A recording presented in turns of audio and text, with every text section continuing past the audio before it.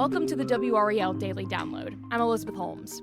North Carolina lawmakers made big progress in recent days on stalled budget negotiations. They reached a deal on pay raises for state employees and tax rates, paving the way for a long-awaited state spending plan. WRAL state government reporter Will Doran has been covering the ins and outs of the deal, and he joins us today. Well, it's good to see you. You too. So obviously we're talking all things budget. So to help kind of frame this, and for folks who maybe are not glued to their television when it comes to the budget, walk us through kind of how things have gone over the past year. I don't know how anyone couldn't be glued to their television when it comes to the budget. Right. This is primetime TV. But no, I mean, this has been going on for over a year now. I mean, the first budgets started rolling out in the legislature last March. And so, yes, I can forgive you if you've gotten tired of us telling people, seemingly every month, yep, still no budget. But it does seem like finally, after over a year of stalemate, of disagreements, of frankly, pretty raw feelings between, Republicans in the House and the Senate, they're arriving at something. Yeah, so some good news for North Carolinians for sure. Let's fast forward to May 11th, or I guess we should flash back to May 11th. I can cut this. So we are recording this May 15th. It's a Friday. Obviously, things can change. But let's go back to May 11th. You and the NC Capitol team had a little bit of exclusive reporting. Can you tell us about that? Yeah, we had just, been talking with sources, and we're always talking with sources. And for so long, it was kind of the same old, look, nothing's really moving. But all of a sudden, we started hearing different, that, there is at least, something on the salaries. And I mean, that's a huge part of state spending and a huge part of what had been holding up this budget deal is the two chambers were really far apart on what they wanted to pay state employees. And so once we heard that they had a deal on salaries, it was like, oh, well, this is big. And then so we report that Monday night, and then all of a sudden that story comes out. And then on, Tuesday, they say, we're going to hold a surprise last-minute press conference right now and say that, yes, we do have a deal on salaries and also on income tax cuts, which were really the two big things that have been holding up a budget. Now, they don't have a deal on everything because, the budget is not just taxes and salaries. I mean, there's hundreds, if not thousands of individual programs that get funded by the state. Always you have politicians who are fighting for pork projects, bring some money home to their district to, refit the fire trucks or build a new Little League field or whatever they want.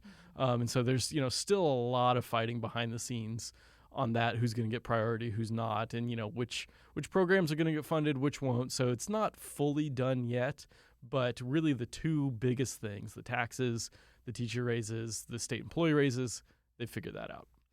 So what are state employees and teachers saying about this? How are they responding? Well, it really ranges because the raises really range. I mean, if you are a state law enforcement officer like ALE or in the Highway Patrol, if you're a probation and parole officer, if you're a correctional officer who works in the prisons, you're feeling pretty happy right now. All of those folks that I just mentioned are getting at least a 10% raise, some of them over 15%. So, pretty substantial raises for people who work in law enforcement or those kind of law enforcement adjacent fields. If you're a teacher, on average, you're going to get an 8% raise. But there's a huge difference even among teachers. Those raises are really weighted towards early career teachers. So people in their first essentially 5 years of their career are going to be getting big raises. Again, talking double-digit raises, 15% in that range. People who have been teachers for more than 15 years, they're going to get about a 5% raise. So, and that's really in line with what we've seen for years from the Republican-led legislature. So that shouldn't be a surprise to anyone. They have really focused on bumping up the starting pay for teachers and then not doing as much for the people who are kind of like mid to late career. But even those 5% raises that those mid and late career teachers are getting are still better than the 3% raises that basically all other state employees who I haven't just mentioned are going to get. And, actually, I think it was the same day that they announced this. The federal government said that inflation for the last year has been 3.8%. Mm-hmm. So what we heard from, the State Employees Association is like, look, this literally isn't keeping up with inflation. Like, it's better than nothing. Sure, thanks for giving us something. But, we should note that this is not keeping pace with inflation. Plus, they've just raised premiums on the state health plan. And, of course, all of us are seeing, our insurance go up as well, whether it's car insurance, renter's insurance, home insurance. And, Duke Energy is trying to raise rates. So, it's just a whole lot of financial pressures on everybody right now. And obviously, when it comes to making a budget, cuts have to be made. Right. Where are they looking to make cuts? What's maybe a big portion that they're looking at and trying to bring everyone to the table on? So they won't tell us yet. They haven't actually put out a document with any of this. We just essentially are taking their word for it at this point. But what I've done and what other reporters have also been doing is, we can look back and, look at, okay, well, the House had their own budget plan back last year. The Senate had their own budget plan back last year. And there are things that they agreed to in both of those plans. Now, both of them, it was like they agreed in theory on certain strategies to make cuts, but they didn't agree on the exact details. So both chambers have suggested eliminating at least hundreds of vacant state jobs. They've also suggested conducting some layoffs within state government and cutting some state programs. Those are largely programs that are focused on minority issues that Republicans see as too DEI themed, things like, promoting, there's like a minority male success program in the community college system that would be eliminated. There's a historically underutilized business office that would be eliminated, things like that. And so they're looking at those. They're also looking at higher ed for a lot of money. Both chambers have proposed, at least last year, cutting over $100 million from the higher ed system, from the UNC system, as well as raising tuition on. But again, the exact details of how do you cut that money, which students do you raise tuition on, they didn't agree on that. So we still don't have all of the details on this, but we have at least some inkling of where they might find some money from.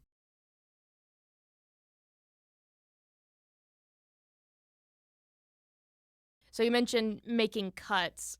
How else might they pay for some things in this budget? Well, one thing that actually we learned just minutes before you and I sat down to record this podcast is that the state's tax collections in April were way higher than they thought they were going to be. We got an extra $2.5 billion to work with.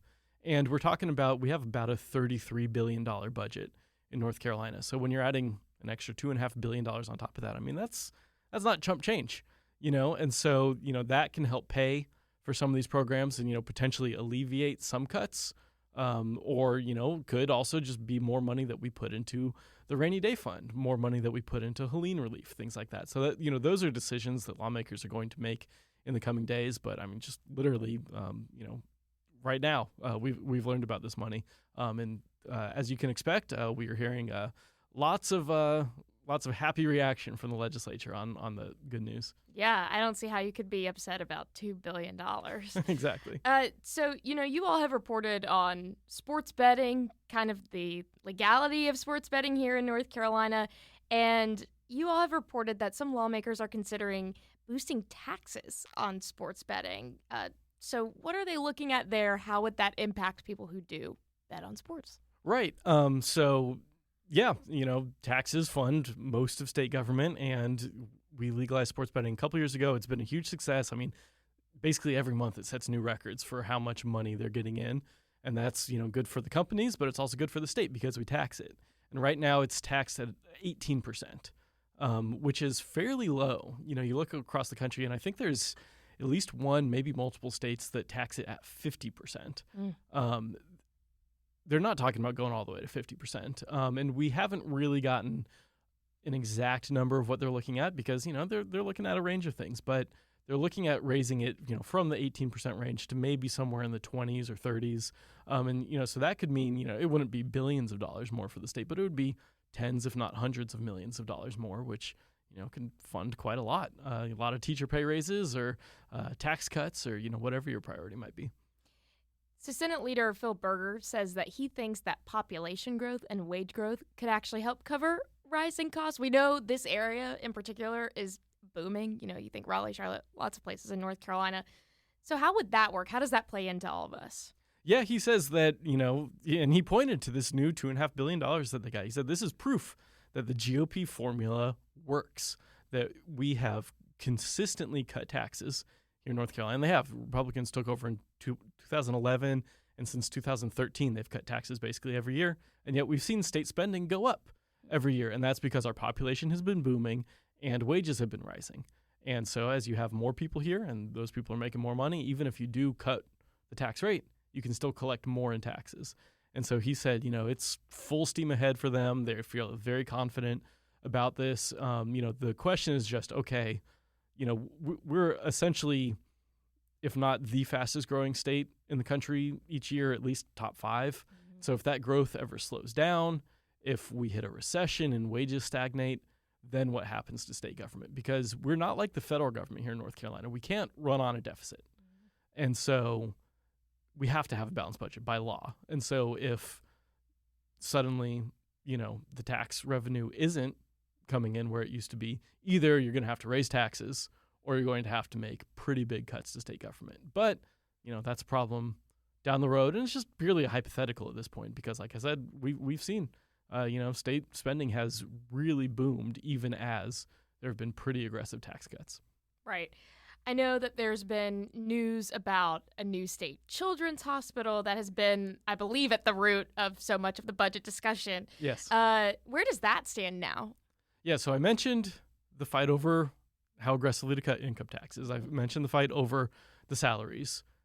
Those are the two main drivers of just the year-long failure to reach a budget deal.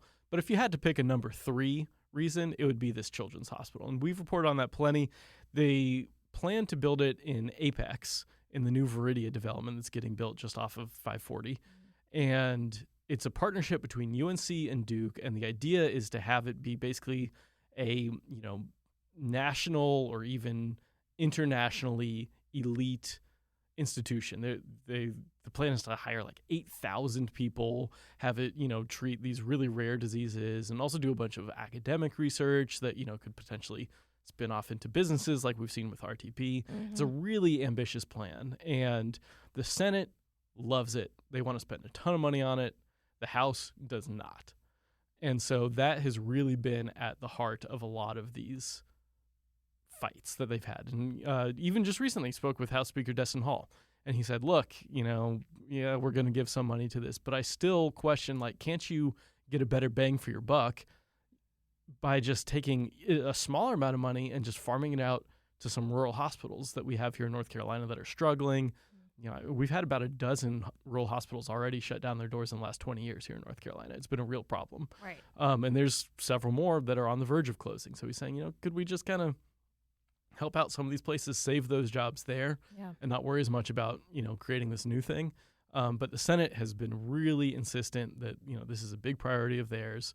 And so in the end, they agreed the House is going to give up its plan to try to take back a bunch of the money that the state has already promised. That's off the table. And they're going to add in about $100 million extra. Now, the Senate had wanted to add in about $500 million extra. So, not getting quite what they wanted, but $100 million isn't anything to sneeze at either. So they say they've reached a deal on that. And so it really seems that a lot of the big ticket items are finished, are negotiated, and then now it's just the smaller things that make up the budget that still probably over the next month, maybe 6 weeks, they're going to hammer out.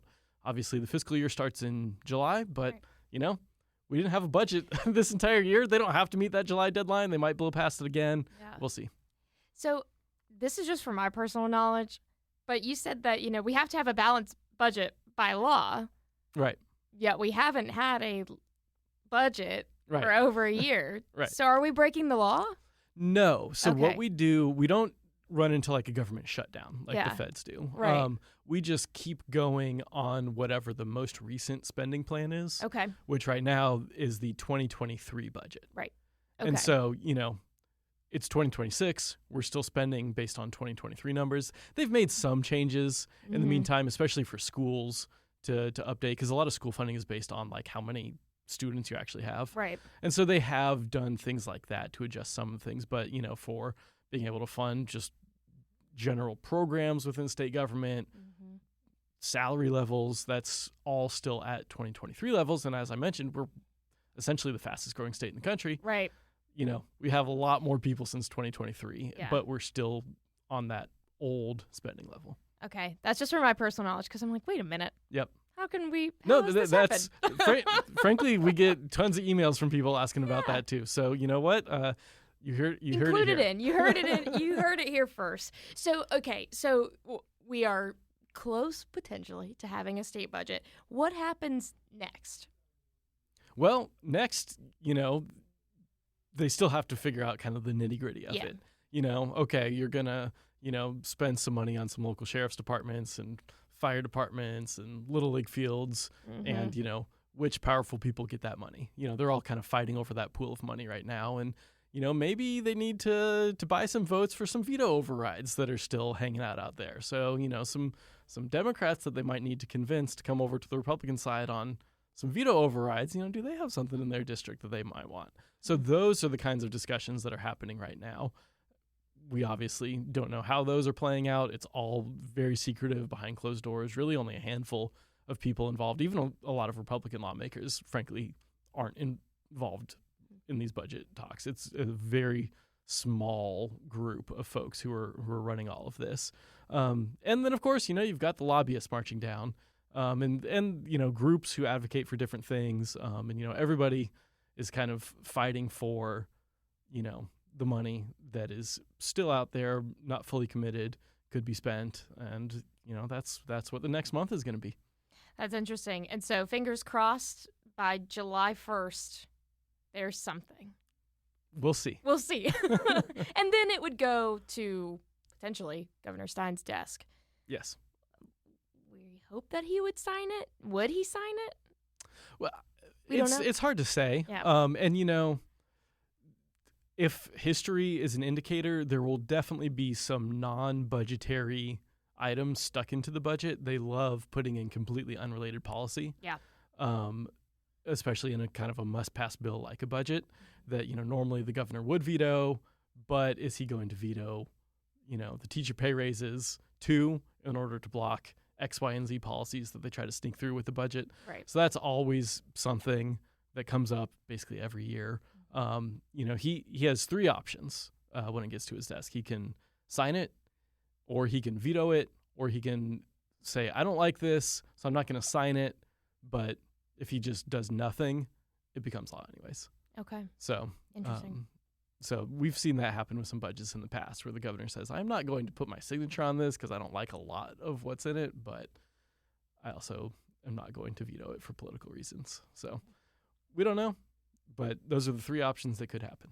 Okay. And I guess while we wait on pins and needles, we can tune into all of the NC Capitol team's reporting and just stay up to date. Yeah, NC Capitol section of WRAL.com. Go check it out.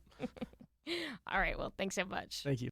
That was WRAL state government reporter Will Doran. For all of our coverage on state budget negotiations, be sure to go to the NC Capitol section of our website, WRAL.com.